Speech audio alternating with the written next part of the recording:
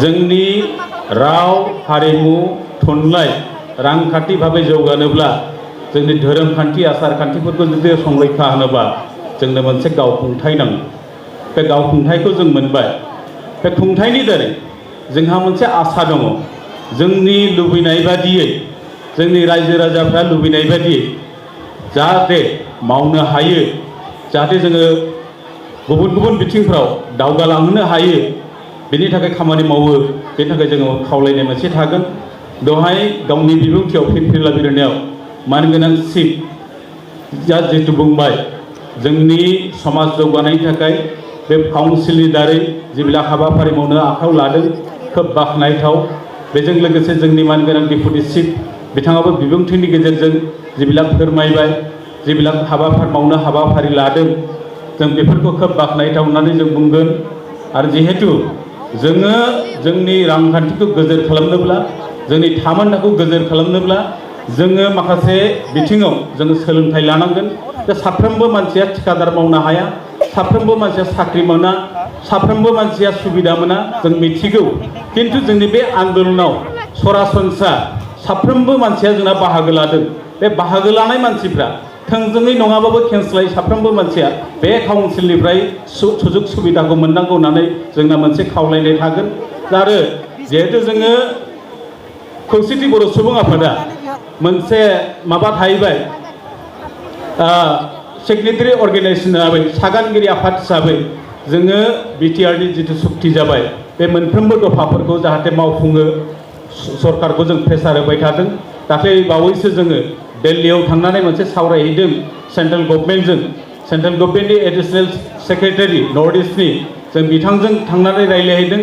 मानगोनां दुलाराय बर' फरायसा आफादनि आफादगिरि, लेङाइ आफादगिरि, एनडिएफबिनि मोनथाम फेक्सन आरो जों खौसेथि बर' सुबुं आफादा थांनाय देरहासार जाबोनाय नबदिप नार्जारि बिथाङा जोंनाव नुजाफैदों। बिनि थाखाय जों खौसेथि बर' सुबुं आफादनिफ्राय बिथांनिसिम मोजां हामलायनाय बावदों। बेजों लोगोसे आयदाश्री उपाध्याय बिथाङा नुजाफैदों। बेजों लोगोसे उनियावबाबो जोंना आपुन फैगौ जोंनि जायगानिनो बिथाङा नुजाफैदों, बाहागो लाफैदों। बेनि थाखाय आं साफ्रोमनिसिमबो बिथांमोननिसिमबो आं खौसेथि बर' सुबुं आफादनिफ्राय जानानै रोजा रोजा साबायखर बावनाय थाबाय। आरो जिहेतु दिनै उदांस्रि सान, उदांस्रि सानाव दिनै बाहागो लाफैनानै, उदांस्रि माने मा? जोङो थारमाने उदांस्रि माने जोंनि हादोरनि उदांस्रिखौल' जों बुंनो थाङा। उदांस्रि जानोबा जों रांखान्थि भाबै, सामाजिक भाबै गुबुन गुबुन बिथिङावबो जों उदांस्रि जानांगोन। जोंहा मोनसेल' आसा, जोंनि जिथु जोंनि आसा, जिथु आकांक्षा, बेखौ सुफुंनो थाखाय जोंहा मोनसे काउन्सिल मोनबाय। बे काउन्सिलनि दारै दिनै थोजासे जों रां बावजा मोनाब्लाबो लासैनो जोंनो गोबां रां हरगोन होननानै जोंहा मोनसे आसा दङ। जोंनि काउन्सिलखौ पूर्णांग हिसाबै दाफुंजोबनांगौ होननानै जोंहा सरकारनाव जों डिमान्ड होबाय थादों। आरो बेजों लोगोसे बे डिमान्ड होनायजों लोगोसे जोंनि समष्टि दानाय, गामि सोसननाय आरो थाबैनो इलेक्सन फाथिनानै बे काउन्सिलखौ जाहाथे पूर्णांग हिसाबै दाफुंनानै होयो, बेनि थाखाय जों आसाम सरकारनाव जोंना नारसिननाया थाबाय थागोन। जोंनाव बे ओनसोलाव माखासे मानसिया दानिसो जोंनि रायलायलायदों, माखासे सावरायलायदों, काउन्सिलनि हेडक्वार्टारखौ लानानै एसे माबा गोनो गोथो जाबाय थादों। जों बुंदों गोनो गोथो जानांगौ जेबो गैया। गतिके सरकारा माबा मोनसे डिसिसन लादों, जों गनायथ'नानै दङ। मोनसे समाव जों सुस्रांगोन बेखौ। दा आसामनि राजधानिया बबेयाव जागोन बेखौ आसाम सरकारसो डिसिसन लागोन।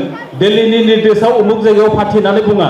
बेनिखायनो जों बुङो जोंनि खुंथायाबो, जिहेतु बर' कसारि वेलफेयार समाज काउन्सिला मोनसे स्वशासन, गावखुंथाय, गावनो मोनसे आयेन बानायनो हायो। बे काउन्सिलनि हेडक्वार्टारा बबाव जागोन, बेनि जेनेरेल काउन्सिलासो बेखौ सिद्धान्त लागोन। सोरबा आसाम सरकारनि नारसिननायाव, सोरबा गुवाहाटीनि नारसिननायाव काउन्सिलनि हेडक्वार्टार उमुगाव जागोन होनबा बे जाया, थारमाने बुंनाय जाया। बेखौ जोंनि सायाव बेबायदि बुङोबा अयनाय खालामनाय जागोन। बिनि थाखाय जोङो उनाव जि लांथ'दों जों उनाव बिनि थाखाय सिन्था सरसा खालामफिनलायनानै गासैबो जोंनि बिटिआरनि बायजोनि बे काउन्सिलनि सिङाव थानाय रायजो राजा दैदेनगिरि बिथांमोनजों सावरायफिननानै जोंनि काउन्सिलनि हेडक्वार्टारा बबाव जाबा थिग जायो बेखौ जों सावरायफिनगोन होननानै आं खौसेथि बर' सुबुं आफादनिफ्राय बेखिनिखौ फोरमायबाय। आरो फिन जिहेतु समा खोब खम, आं खोब गुसुं बुंनो नागिरदों। फिन आं नोंथांमोननिसिम गासैनिबो आंनि गोसो गोरबोनिफ्राय गेदेरफोरनो आंनि सिबिनायखौ, खुलुमनायखौ बावनानै, उन्दैफोरनो आंनि अननायखौ बावनानै आंनि जोंनि सुंद' बिबुंथि, उदांस्रिनि जिथु सुंद' बिबुंथि बेखिनियाव फोजोबबाय। गोजोन्थों।